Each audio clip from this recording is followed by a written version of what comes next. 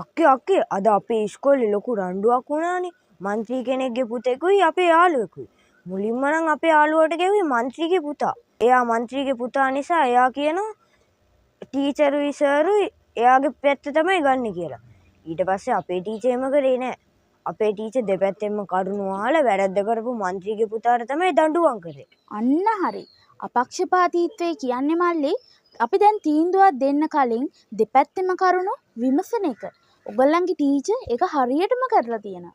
ඒ කියන්නේ අපේ යාළුවත් ඒ වැරද්ද කරලා තිබ්බොත් එයාගේ පැත්ත අපි ගන්න නැතුව දෙපැත්තෙම කරුණු අහලා හරි පැත්ත තමයි ගන්න ඕනේ නේ. අන්න හරි මල්ලි. අපක්ෂපාතීත්වය තමයි යුක්තියේ කොඳුන අරටිය. යාළුවෝ වැරදි කරොත් එකඟ වෙන්න එපා. යුක්තිය? ඒ මොකක්ද යුක්තිය කියන්නේ? යුක්තිය කියන්නේ මල්ලි වැරද්ද නොකරපු කෙනාට දඬුවම් ලැබෙන්න නොදී ඇත්තටම වැරද්ද කරපු කෙනාව හොයලා දඬුවම් කිරීම. ඒ කියන්නේ අපක්ෂපාතීත්වය කියන්නේ අපි කැමති අයට මුල් තැන දීමට වඩා කරුණු කාරණා වලට මුල් තැන දී කටයුතු කිරීමට නේද? අන්න හරි මල්ලි. අපක්ෂපාතීකම කියන්නේ පක්ෂග්‍රාහීත්වයෙන් අන්ධ වෙලා තියෙන අපේ ඇස්වලට ආලෝකය දීම. හිතවත් අය සතුටු කරන්න. පක්ෂපාතී නොවීමු.